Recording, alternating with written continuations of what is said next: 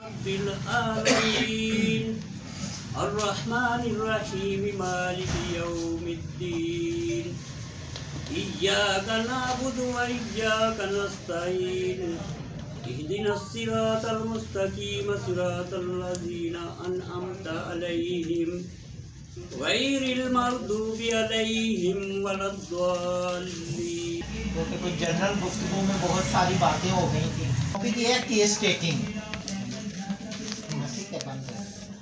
असल में case taking तकरीबन न्यू कमर होम्योपैथिक में हो या ओल्ड हो, वो पढ़ता ही रहता है कि पेशेंट का नाम लिखना है, एज लिखनी है, पेशा पूछ लेना है। वो एक मिसाल जो मुझे तो बहुत ज़्यादा हिफ्ज़ भी हो गई है, इसका जिक्र क्या, कान का जिक्र कर चुका हूँ कि कान में वो काम करेगा और ये हो जाएगा, और फिर क्या क्या पेशेंट। मगर इससे पहले केस टेकिंग की भी एक अपनी लैंग्वेज है।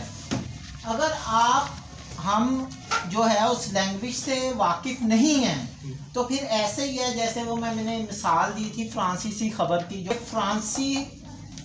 फ्रांसीसी चैनल लगा हुआ है, आप खबरें सुन रहे हैं और आप उसकी आवाज़ तेज़ करते जा रहे हैं कि हमें समझ नहीं आ रही, हमें समझ नहीं आ रही।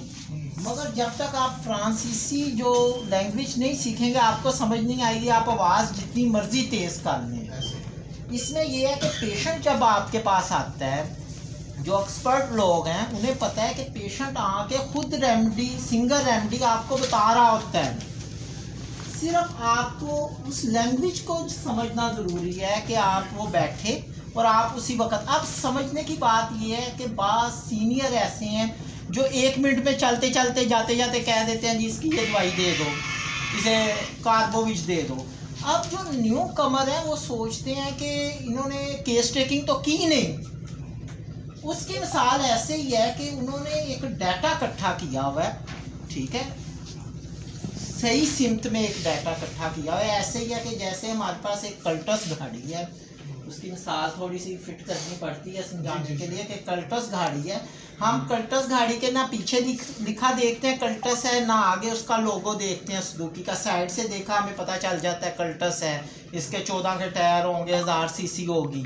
मगर अगर उसी बंदे को मर्सिडीज या कोई और गाड़ी दिखा दो तो वो शायद उसका वो स्पेसिफिकेशन मंगवाए कि इसे पढ़कर मैं बताऊंगा कि इसमें क्या है, ठीक है। जो सीनियर है वो रिपीट कर करके केस उन्हें, क्योंकि उनके पास डाटा इकट्ठा हुआ होता है, वो फौरी तौर पे पहुंच जाते हैं, यानी तो रेमेडी तक पहुंच जाते हैं।